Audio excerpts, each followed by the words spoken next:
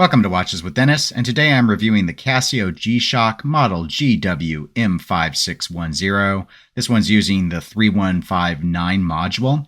This watch is from my personal collection. It was a gift in new condition that I've possessed for roughly 22 months at this point. This model is seen as one of the square G-Shocks. There have been a lot of adjustments Casio has made to the watch over time, and indeed, this is not even the current iteration, but I'll cover more about that at the end of the video. So let's go ahead and take some measurements.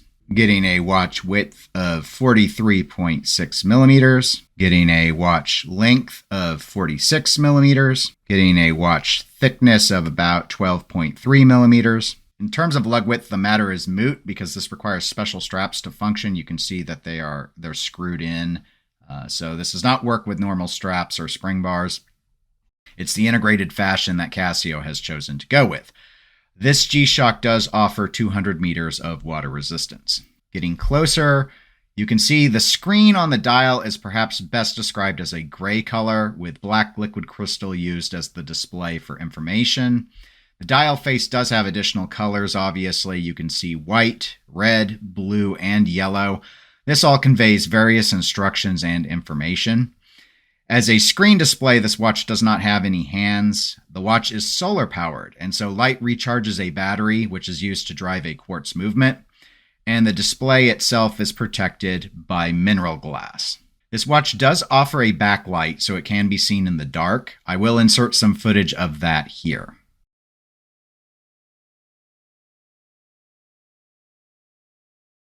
Both the watch case and the watch strap are made out of resin. All of it is in a matte black color.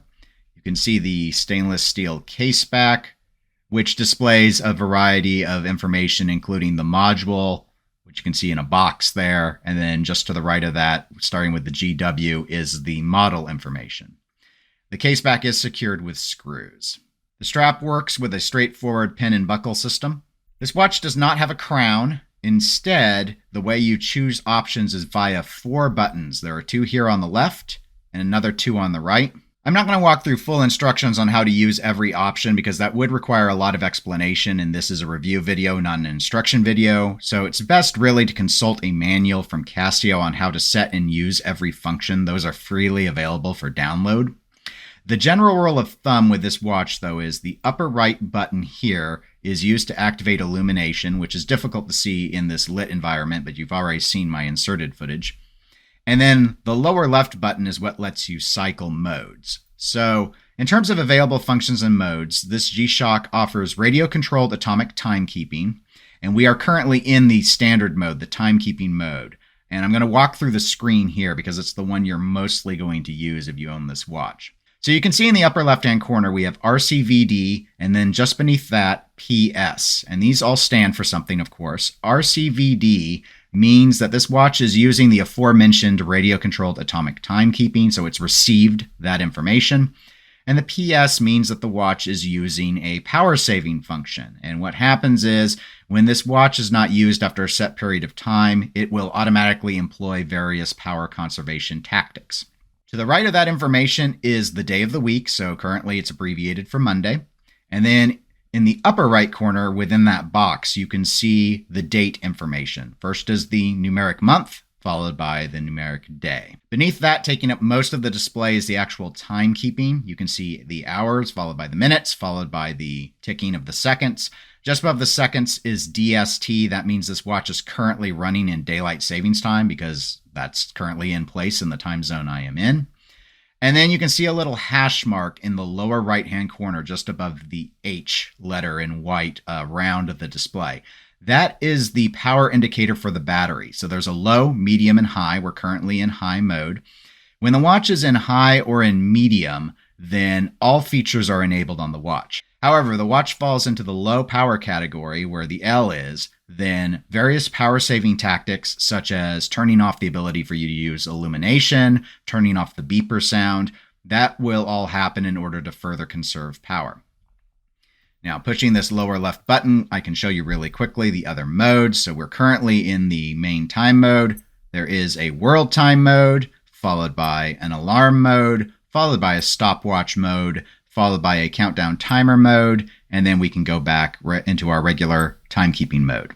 As this is a quartz movement, I'm not able to measure accuracy via my time grapher.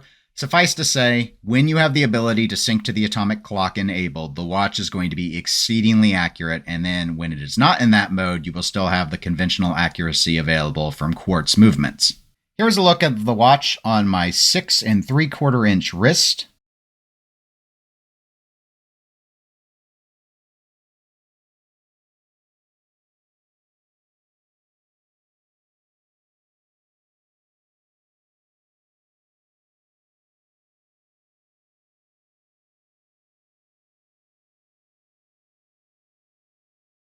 And here's a look at the watch in natural lighting conditions.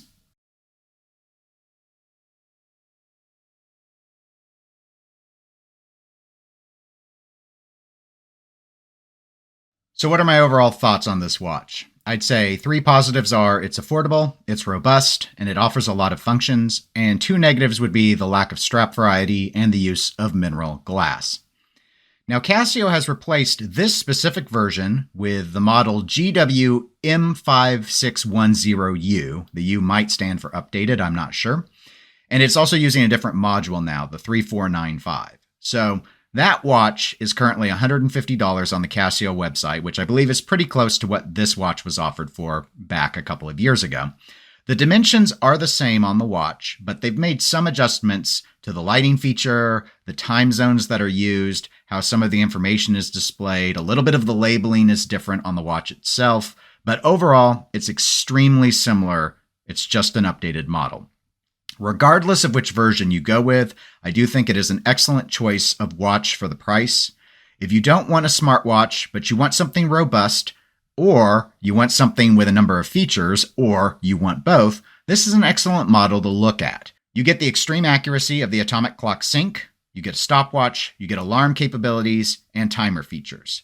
It offers a strong lighting display so you can look at the time during the night, and it has an extensive battery duration thanks to the solar charging. While I think the integrated look of the strap is cool, I will say the resin isn't the most comfortable at all points and isn't always something I would want to wear anyway. But given the configuration that Casio goes with these G-Shocks, you can't just go and get out your normal stash of watch straps and mix things up with this model. Also, given how robust the watch is and the scenarios it's designed for, I do really wish they had gone with a sapphire crystal to protect the display rather than mineral glass. It's not the biggest deal, but it is something worth noting. Overall, I do think it is an excellent purpose-built watch. This is not the sort of thing I would wear to the office, but it is my go-to whenever I'm biking, mowing, doing repairs, or really doing anything where I would normally worry about a watch of mine taking damage. It's a solid enough watch that should be able to take quite a bit of abuse, but it's also cheap enough that I wouldn't feel too bad if I actually broke it. Thank you for watching this review video. If you enjoyed the video, please do give it a like as it helps the channel out. Subscribe if you'd like to be automatically notified when I release new videos. Thanks for watching and have a great day.